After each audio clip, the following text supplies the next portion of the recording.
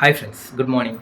So நீங்கள் project பண்ணிகிட்டு இருக்கும்போது உங்களோட காம்பனன்ட்ஸோட ஒரு லெக் உடஞ்சிருச்சுன்னா என்ன பண்ணுறது? நான் என்ன பண்ணேன்? அப்படி பண்ணுறது உங்களுக்கு எவ்வளோ எஃபெக்டிவாக உங்களுக்கு வந்து ஹெல்ப்ஃபுல்லாக இருக்கும் அப்படின்றத தான் பார்க்க போகிறோம். சாரி, லாஸ்ட் 2 டேஸ் வீடியோ போட முடியல, உடம்பு சரியில்லாமல் போயிடுச்சு.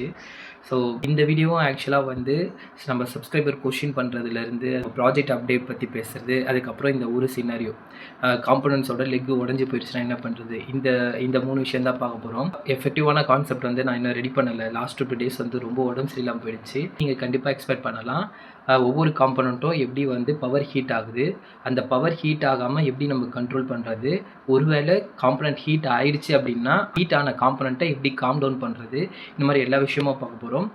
சரி, வாங்க வீடியோக்குள்ளே போகலாம். ஹாய் ஃப்ரெண்ட்ஸ், நான் என்ன பண்ணியிருக்கேன்னு பாருங்கள். ஆக்சுவலாக இந்த மாஸ்ஃபெட்டோட கேட்டோட லெக்கு வந்து உடஞ்சிருச்சு. ஸோ அதை நான் இந்த 2 ரெசிஸ்டர் எடுத்து, இந்த 390 ரெசிஸ்டர், நம்ம ப்ராஜெக்டில் 390 ரெசிஸ்டர் தேவைப்படாது, நான் எதுக்கும் பேக்கப்புக்காக வாங்கி வச்சுருந்தேன். ஸோ அதோட லெக்கை உடச்சி 3 லெக்கு தான் இது, இன்னொரு லெக் இங்கே இருக்குது. ஸோ இதுவே தேவையான திக்னஸ் வந்துட்டதுனால நான் 3 லெக் மட்டும் எடுத்துக்கிட்டேன். ஸோ நம்ம இப்போ இதை சால்வ் பண்ணுறது மூலிமா இந்த ப்ராப்ளமை சால்வ் பண்ண போகிறோம். இந்த மாதிரி தான் ஃப்ரெண்ட்ஸ், ஒவ்வொரு ப்ராப்ளமாக சால்வ் பண்ணி ப்ராஜெக்டை முடிக்க வேண்டிய நிலைமையாக இருக்குது. ஸோ எஸ், இப்படி இது வச்சு சால்வ் பண்ண போகிறோம். என்கிட்ட நோஸ் பிளேயர்னு சொல்லுவாங்க ஃப்ரெண்ட்ஸ், அந்த காம்பனண்ட் வந்து இருந்தது. கட்டிங் பிளேயர் மாதிரி தான் இருக்கும் பார்க்க.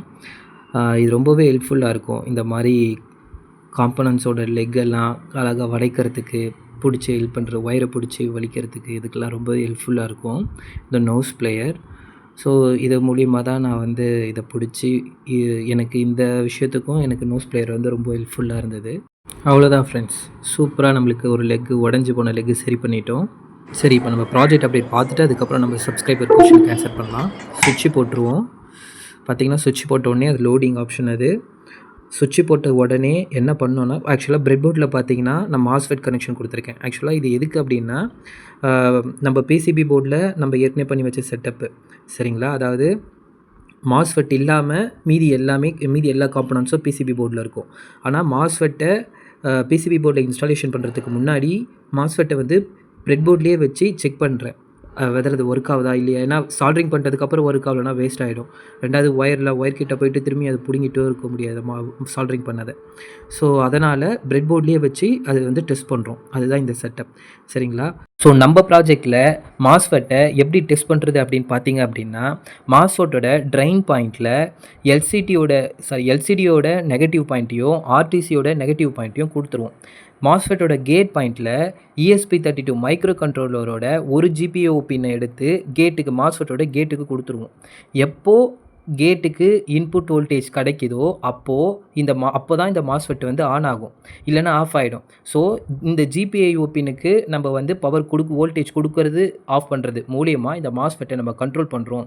மாஸ்ஃபெட்டை கண்ட்ரோல் பண்ணுறது மூலியமாக LCDயும் RTCயும் நம்ம கண்ட்ரோல் பண்ணுறோம். ஸோ தட் டோட்டல் டிவைஸும் நம்ம கண்ட்ரோலில் இருக்கும். இந்த GPIO பின்னுக்கு எப்படி நம்ம பவர் ஆன் பவர் ஆஃப் கொடுக்குறதுனா, மைக்ரோ கண்ட்ரோலர் ப்ரோக்ராம் ரைட் பண்ணுறது மூலியமாக நம்ம மைக்ரோ கண்ட்ரோலர் டேக் ஓவர் பண்ணிக்கலாம். ஸோ இப்படி தான் நான் வந்து இந்த டெஸ்டிங் பர்பஸை கம்ப்ளீட் பண்ணேன். சூப்பராக ஒர்க் அவுட் ஆச்சு. ஸோ மைக்ரோ கண்ட்ரோல் மூலியமாக நம்ம மாஸ்ஃபெட்டை கண்ட்ரோல் பண்ணுறோம். மாஸ்ஃபெட்டு இருக்கிற எல்லா டிவைஸையும் கண்ட்ரோல் பண்ணோம், அதாவது பவர் ஆன் பவர் ஆஃப் பண்ணோம். ஸோ இது வந்து ESP32வும் LEDயும் தவிர, ஏன்னா LEDயை வந்து ESP32வே கண்ட்ரோல் பண்ணிடும். அதோட டெஸ்டிங் பர்பஸ் நான் இன்னும் பண்ணலை. ஸோ அதுக்கு தனியாக கோடிங் எழுதணும். ஸோ அது பெண்டிங்கில் இருக்குது. சரி, இப்போ இந்த மாஸ்ஃபெட் எப்படி லைவாக ஒர்க் ஆகுதுன்றதை நீங்களும் பார்க்குறீங்க. இப்போ தான் மாஸ்ஃபெட் வந்து ஆட்டோமேட்டிக்காக ஆஃப் பண்ணிச்சு. இப்போ ஆட்டோமேட்டிக்காக ஆன் ஆகவும் பாருங்கள். ஸோ நான் வந்து கேட்டுக்கு 120 செகண்ட் கழித்து பவர் கொடுக்கணும், அதாவது 3.3 வோல்ட் கொடுக்கணும் அப்படின்னு சொல்லிட்டு மைக்ரோ கண்ட்ரோலரில் ஃபீட் பண்ணி வச்சுருந்தேன். அந்த 120 செகண்ட் கழித்து தான் கேட்டுக்கு 3.3 வோல்ட் கொடுத்தது. கேட்டுக்கு கொடுத்ததுனால மாஸ்ஃபெட் வந்து ஆன் ஆச்சு. ஸோ இது வந்து பார்த்திங்கன்னா N type MOSFET. So negative point மூலியமாக தான் இந்த மாஸ்ஃபெட் வந்து கண்ட்ரோல் பண்ணோம். So N type P type மாஸ்ஃபெட்டை பற்றி நான் தனியாகவே ஒரு வீடியோ போடுறேன். நம்ம ப்ராஜெக்ட்டில் பார்த்திங்கன்னா N டைப் மாஸ்ஃபெட் தான் யூஸ் பண்ணுறதுனால நெகட்டிவ் மூலியமாக தான் இது வந்து கண்ட்ரோல் பண்ணோம். ஸோ அதனால தான் ட்ரைன் பாயிண்டில் காம்பனன்ட்ஸோட நெகட்டிவ் கிரவுண்டை வந்து கனெக்ட் பண்ணியிருக்கோம். ஸோ கடைசியாக வந்து மாஸ்ஃபெட் வந்து LCDயும் RTCயும் கண்ட்ரோல் பண்ணியிருக்கு. ஒரு வழியாக ஒயரிங் எல்லா வேலையும் முடித்ததுக்கப்புறம் காம்பனன்ட்ஸ் கனெக்ஷன்லாம் முடிஞ்சதுக்கப்புறம் நம்ம என்க்ளோசருக்குள்ளே நம்மளோட உழைப்பை தூக்கி உள்ளே வைக்கிறேன். ஸோ இதை நம்மளோட பிசிபி போர்டை இந்த என்க்ளோசருக்குள்ளே வைக்கும்போது உள்ள சாட்டிஸ்ஃபேக்ஷன் உண்மையிலேயே அது வார்த்தையால் சொல்ல முடியாது ஃப்ரெண்ட்ஸ். அவ்வளோ சாட்டிஸ்ஃபைடாக இருந்தது. அதுவும் அது ஒரு கேப்பெல்லாம் போட்டு ஒரு ஓரமாக வைக்கிறதுக்கு ரொம்பவே இதுவாக இருந்தது. ஸோ இது வந்து ரிசீவர் சைடு மட்டும்தான்.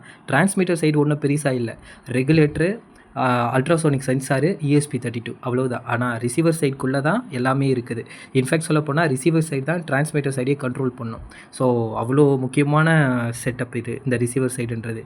சூப்பராக நம்ம எல்லா ஒயரிங் வேலையும் முடிச்சாச்சு. பெண்டிங் இருக்கிறது நம்ம ப்ராஜெக்ட் கான்செப்ட் படி ப்ரோக்ராமை வந்து கரெக்டாக உள்ளே ஃபீட் பண்ணணும். அதுதான் மிகப்பெரிய இருக்கிற சேலஞ்சு.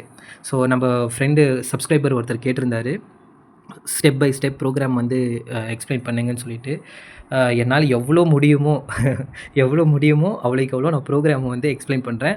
நீங்கள் சர்க்கியூட் லெவலில் எக்ஸ்பிளைன் பண்ணுன்னு கேட்டிங்கன்னா நான் பிச்சு அழகாக எக்ஸ்பிளைன் பண்ணிவிடுவேன். பட் ஆனால் ப்ரோக்ராம் வைஸ் எனக்கு அவ்வளோ வருமானு தெரியல. But I could try friends, try. So இது வந்து பார்த்திங்கன்னா என்க்ளோசருக்குள்ளே வைக்கிறதுக்கு முன்னாடி உள்ள செட்டப்பு. கரெக்டாக ஒர்க் ஆகுதா அப்படின்னு சொல்லிட்டு பார்த்து செக் பண்ணிட்டதுக்கப்புறம் தான் உள்ளே வச்சேன். ஸோ அதை தான் நீங்களும் பார்க்குறீங்க. ஸோ என்க்ளோசருக்குள்ளே வச்சு அதை ஸ்க்ரூவும் போட்டு டைட் பண்ணியாச்சு நம்ம ப்ராஜெக்டை. அவ்வளோதான் ஃப்ரெண்ட்ஸ். உள்ள செக்யூர்டாக நம்ம வந்து பிசிபி போர்டு வந்து இருக்குது என்க்ளோசருக்குள்ளே. அவ்வளோதான் ஃப்ரெண்ட்ஸ். இனிமேல் வந்து கனெக்ஷன் கரெக்டாக கொடுத்தாச்சு. ப்ரோக்ராம் வைஸ் தான் இனிமேல் நம்மளுக்கு இருக்குது.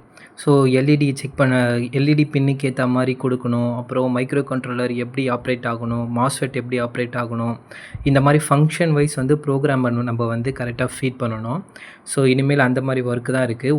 ஒன்று மட்டும்தான் ஃபிசிக்கலாக இந்த ட்ரிக்கரிங் புஷ் பட்டன் அப்படின்னு ஒன்று இருக்குது. ஸோ ஃபிசிக்கலாக ப்ரெஸ் பண்ணும்போது அதை ட்ரிகரிங் செக்கிங் வந்து நடக்கணும். மெயினாக தான் நம்ம சிஸ்டம் வைஸாக டெலகிராம் மூலிமா நம்ம செக் பண்ணாலும் ஃபிசிக்கல் வைஸாக டிவைஸில் வந்து செக்கிங் சொல்லிட்டு ஒரு புஷ் பட்டன் வைக்கலாம்னு சொல்லிட்டு, அதுக்கும் பார்த்தீங்கன்னா ESP கண்ட்ரோலரில் GPIO பின்லேருந்து ஒரு ஒயரு அட்டாச் பண்ணி வச்சுட்டேன். வெளில எடுத்துன்னு வந்து வச்சாச்சு. புஷ் பட்டன் வாங்கி எடுத்துகிட்டு வந்து செட் பண்ணி வைக்கணும். அவ்வளோதான். இந்த வேலை மட்டும்தான் பாக்கி இருக்குது. ஸோ இதுதான் ஃப்ரெண்ட்ஸ் அப்டேட். நம்ம செல்லக்குட்டி வந்து பார்த்திங்கன்னா இப்போ தான் ஆன் பண்ணி வச்சுருக்கேன். ஆட்டோமேட்டிக்காக ஸ்லீப்பிங் மோடு போயிட்டார் இப்போ. ஸோ ஸ்லீப்பிங் மோடுக்கு போயிட்டார். ஓகே ஃப்ரெண்ட்ஸ், நம்ம சப்ஸ்கிரைபர் சிவா தான் நினைக்கிறேன். ஸோ அவர் வந்து எக்ஸ்ப்ளனேஷன் கேட்டிருந்தாரு. ஹாய் சிவா, நான் இந்த வீக்கெண்ட் வந்து நீங்கள் எக்ஸ்பெக்ட் பண்ணுற அளவுக்கு இருக்குமான்னு தெரியல, but I can try my best. Circuit லெவலில் நான் பிச்சு நான் உங்களுக்கு எக்ஸ்பிளைன் பண்ணிடுவேன். ப்ரோக்ராம் லெவலில் பார்த்தீங்கன்னா நான் அவ்வளோ ப்ரோக்ராமர் கிடையாது. ஆக்சுவலாக என்னோடய லாஜிக்கு என்னென்னலாம் வருமோ அந்த அளவுக்கு தான் ஓரளவுக்கு அண்டர்ஸ்டாண்டிங் வந்து ப்ரோக்ராமிங் கோடில் இருக்கும். ஸோ ஆனால் நான் என்னென்னலாம் யூஸ் பண்ணேன் அப்படின்றத கொஞ்சம் கிளியராக எக்ஸ்ப்ளனேஷன் கொடுக்குறேன்.